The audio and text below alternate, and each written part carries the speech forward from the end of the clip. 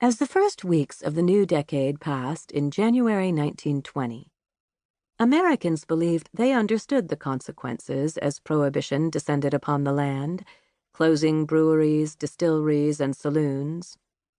Even as bootleggers, rum runners, and moonshiners, men like Roy Olmsted, stepped up to seize the opportunity, organizing themselves into conspiracies to obtain, manufacture, and sell liquor to willing buyers, few Americans imagined that the 18th Amendment would not be a permanent fixture in their lives.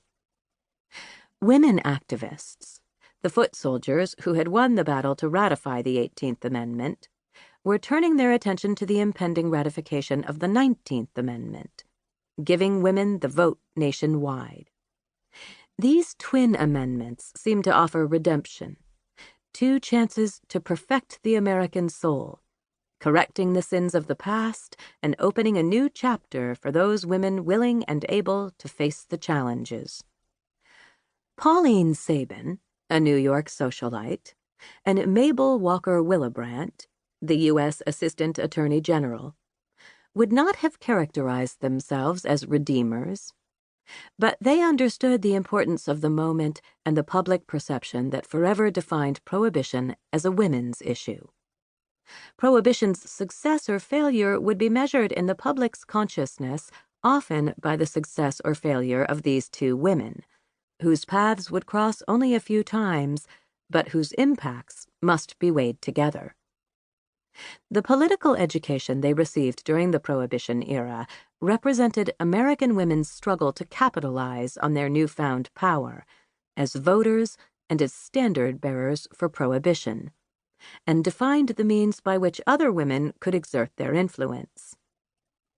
In the process, Sabin and Willebrandt absorbed lessons from the men they encountered, some of whom assisted their efforts, others resisting, and still others serving as touchstones for measuring advancement. One man, Roy Olmsted, the cop-turned-rum runner, never met either woman, but his experience would help them define their beliefs about Prohibition, the limits of constitutional authority, and the rightness of their paths, reaching two very different conclusions.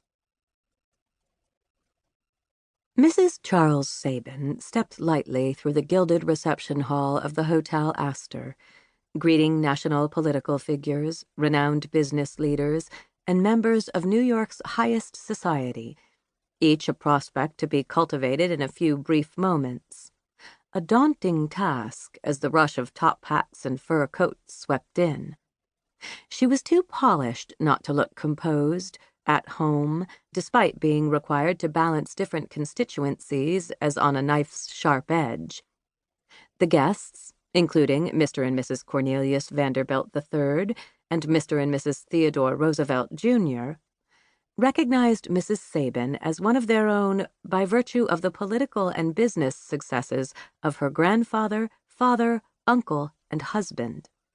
Along with her fellow members of the recently created Republican Women of New York State, Mrs. Sabin welcomed as many guests as she could, directing them to the bar or the cloakroom, or helping them find their seats. The Women's Club had produced the event in early December 1919 to raise money for the party's campaign war chest and to inaugurate their organization with a grand splash at the hottest spot in Manhattan, in the French Renaissance Beaux-Arts-style hotel built just for them, the wealthy, the powerful, and the famous.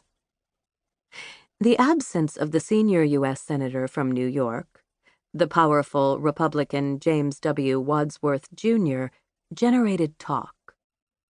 Senator Wadsworth had sent a telegram, to be read from the podium, explaining why he could not attend, a cover story fooling no one. The antagonism between Wadsworth and club women was years old and well known. The leaders of the Republican Women of New York State had declared war on Senator Wadsworth because of his opposition to women's suffrage, even as the proposed 19th Amendment neared full authorization by the requisite 36 states. Wadsworth further damaged his appeal by his opposition to the 18th Amendment, weeks away from implementation, which had been carried to fruition by many of the same women supporting passage of the 19th Amendment.